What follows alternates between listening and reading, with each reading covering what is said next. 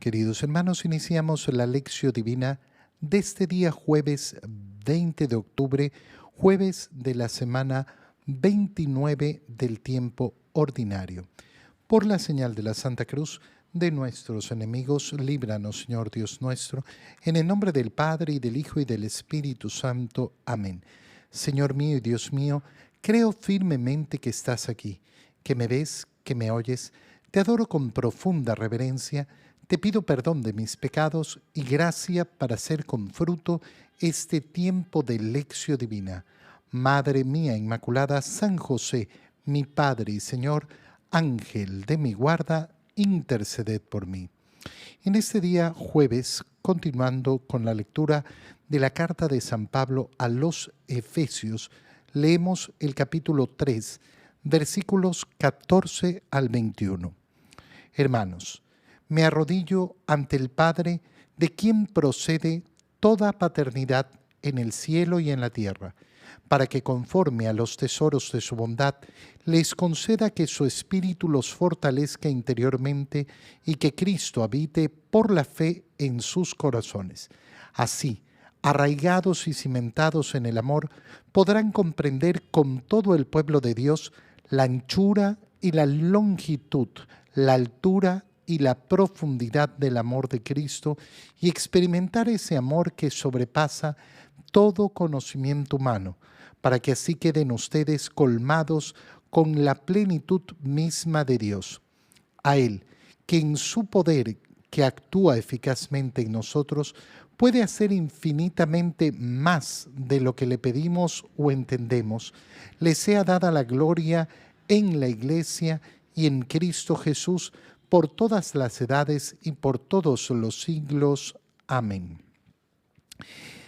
San Pablo utiliza una expresión preciosa cuando hace esta oración por aquellos a quienes está dirigiendo esta carta. Me arrodillo ante el Padre, y dice lo siguiente: de quien procede toda paternidad en el cielo y en la tierra. ¿De quién procede toda paternidad? Esta frase es tan importante, tan grande, tan enorme para entender la revelación que nos ha sido comunicada y de la cual está hablando San Pablo. Está hablando de esa riqueza en la sabiduría de Dios, de la revelación que nos ha dado el Señor.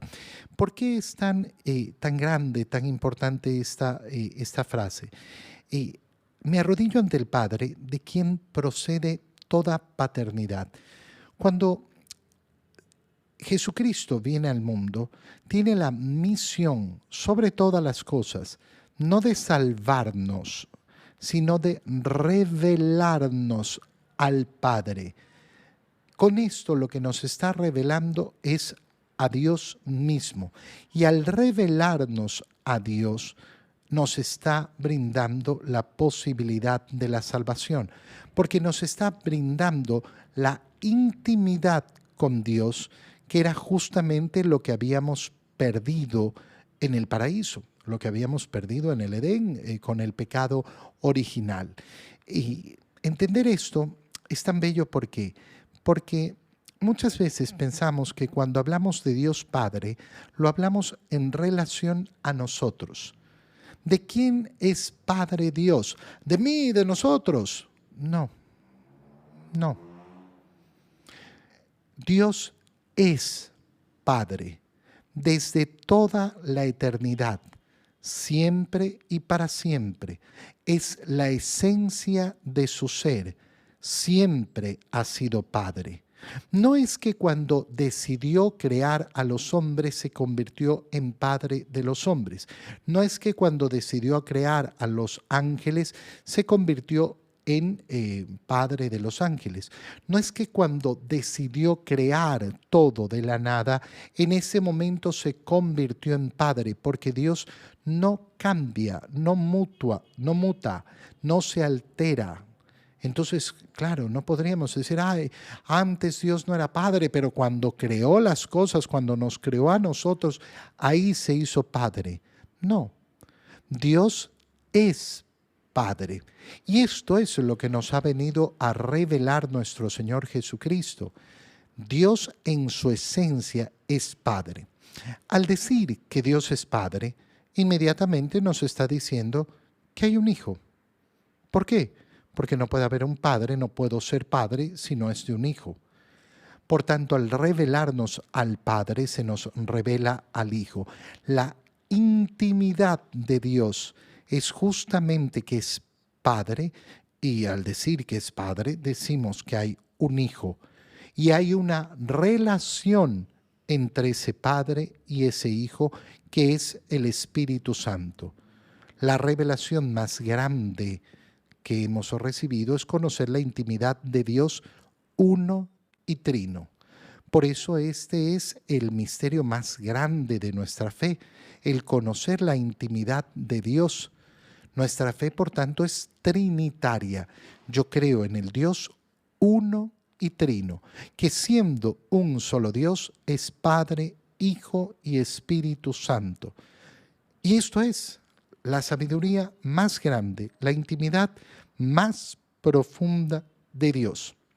Pero esto nos lleva a una reflexión profundísima. Toda paternidad en el cielo y en la tierra tiene su origen, procede del Padre. Mira lo importante que es esto, porque ¿cuánto daño hace una mala paternidad? ¿Y cuánto bien hace una buena paternidad? Para entenderlo con claridad, cuando a un niño se le enseña quién es Dios, lo primero que le decimos, Dios es tu Padre del cielo. ¿Qué ocurre cuando ese niño tiene una relación adecuada, buena, con un padre, con su padre? Bueno, para el niño, su padre es un superhéroe. Y entonces cuando le decimos, Dios es tu Padre del cielo, inmediatamente la relación que se forma en ese niño con respecto a Dios es, pero si mi papá es un superhéroe, significa que Dios, que es mi papá del cielo, es exorbitante, es superior, es magnífico. Pero la idea de esa paternidad de Dios entra perfectamente en el corazón de ese hijo, porque ha entrado a través de esa paternidad que vive con su papá en la tierra, con su mamá en la tierra. ¿Qué ocurre, en cambio, cuando ese padre es un mal padre? ¿Qué ocurre cuando esa madre es una mala madre? Si yo tengo un padre que me ha hecho daño, que no me ha amado, que no me ha querido, que me ha abandonado, que me ha maltratado, bueno, y me dicen que Dios es mi Padre del cielo, yo no quiero saber de Él. Porque si mi padre en la tierra es tan perverso y tan malo y me ha hecho daño, imagínate un padre que sea más poderoso. Por eso es tan importante efectivamente la paternidad. Y por eso el demonio busca destruir la paternidad continuamente. Y por eso nosotros vemos que la gran amenaza del demonio, ¿dónde está?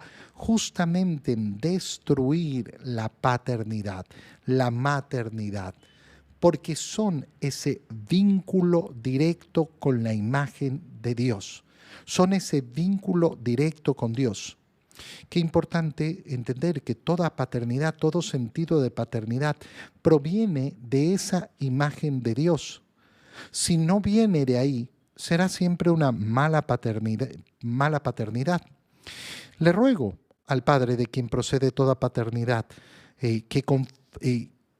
para que conforme a los tesoros de su bondad, les conceda que su espíritu los fortalezca interiormente y que Cristo habite por la fe en sus corazones, fortalecidos por el Espíritu, siendo inhabitados espiritualmente por Jesús, por Cristo, y así, arraigados y cimentados en el amor, puedan comprender con todo el pueblo de Dios la anchura, la longitud, la altura y la profundidad del amor de Cristo. Solo en la idea de la paternidad de Dios se nos revela efectivamente la inmensidad del amor de Cristo, ¿Por qué? Porque Cristo no ha muerto simplemente por nosotros, ha muerto por nosotros por amor a su Padre, por cumplir la voluntad del Padre, porque el Hijo hace solo la voluntad del Padre. Entender entonces la magnitud del amor de Cristo es entender la relación entre el Padre y el Hijo. Y entonces experimentamos ese amor que sobrepasa todo conocimiento humano. Porque al final el cristianismo, ¿en qué consiste? En participar del amor con el que el Padre ama al Hijo desde toda la eternidad. Yo sé que son palabras complicadas, yo sé que obviamente esta lectura nos lleva a una reflexión sumamente profunda y a veces uno dice, ay, pero no entiendo, qué difícil. Mira, es sumamente fácil. Te lo voy a explicar de la siguiente manera. El máximo que podemos tener en este mundo, el máximo, el cielo en la tierra, es la comunión. ¿Qué sucede en la comunión? Yo recibo el cuerpo de Cristo. Veo en apariencia que me meto a Cristo en mí, pero no es eso lo que ocurre en verdad, sino que al comulgar del cuerpo de Cristo, de alguna manera me pongo el vestido de Cristo. No es un disfraz, pero hace cuenta por un momento que me disfrazo de Cristo, aunque no es la expresión correcta, insisto. Me hago uno con Cristo, pero el Padre contempla desde toda la eternidad a su Hijo y ama a su Hijo. En este momento en que he recibido la comunión, ¿a quién ve el Padre? ¿A mí o a Cristo en mí? A Cristo en mí. Y recibo entonces el mismo amor con el que el Padre ha amado a su Hijo desde toda la eternidad. Esa es la inmensidad del amor que se nos invita a tener, en el que se nos invita a participar. Tú y yo estamos invitados a participar del amor eterno del Padre hacia su Hijo. En el Evangelio, continuando con la lectura del Evangelio de San Lucas, leemos el capítulo 12, versículos 49 al 53. En aquel tiempo Jesús dijo a sus discípulos, he venido a traer fuego a la tierra, y cuánto desearía que ya estuviera ardiendo. Tengo que recibir un bautismo, y cómo me angustio mientras llega. ¿Piensan acaso que he venido a traer la paz a la tierra? De ningún modo. No he venido a traer la paz, sino la división. De aquí en adelante, de 5 que hay en una familia, estarán divididos 3 contra 2 y 2 contra 3. Estará dividido el padre contra el hijo y el hijo contra el padre, la madre contra la hija y la hija contra la madre, la suegra contra la nuera y la nuera contra la suegra. Palabra del Señor. Leemos un evangelio que es sumamente duro, de palabras sumamente radicales del Señor. Jesús dice a sus discípulos, he venido a traer fuego a la tierra. ¿Cuál es ese fuego del cual habla el Señor? El fuego del Espíritu. ¿Y qué es el Espíritu? El Espíritu Santo es la relación de amor entre el Padre y el Hijo. He venido a encender el mundo con el amor que el Padre le tiene al Hijo y que el Hijo le tiene al Padre desde toda la eternidad, lo que hablábamos en la primera lectura. Ese es el fuego que incendia el mundo, con el que va a incendiar el mundo. Y cuánto desearía que ya estuviera ardiendo. Tengo que recibir un bautismo. ¿De qué está hablando el Señor? De la cruz, de su entrega en la cruz, de su entrega ¿a quién? Al Padre, de su entrega de amor sublime al Padre. Y me angustio mientras llega. ¿Por qué me angustio? Porque anhelo poder mostrar ese amor. Perdón. Anhelo poder mostrar ese amor, anhelo poder mostrar esa inmensidad del amor del Padre al Hijo y la respuesta de amor del Hijo al Padre. ¿Piensan acaso que he venido a traer la paz a la tierra? De ningún modo. ¿Cómo? pero si es el príncipe de la paz, el mensajero de la paz, ¿cómo es que no ha venido a traer la paz? Porque en este momento el Señor no está hablando de la paz del mundo. Y es tan importante entender siempre esto. Mi paz les dejo, mi paz les doy, pero no se las doy como la da el mundo, sino que les ofrezco la paz verdadera. Es decir, hay una paz aparente y hay una paz verdadera.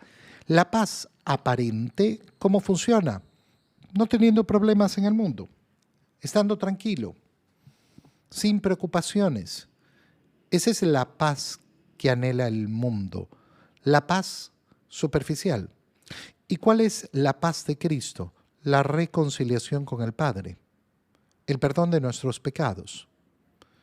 Esto va a ser la paz verdadera, la paz que anhelamos. El mensajero de la paz es la paz del hombre con Dios.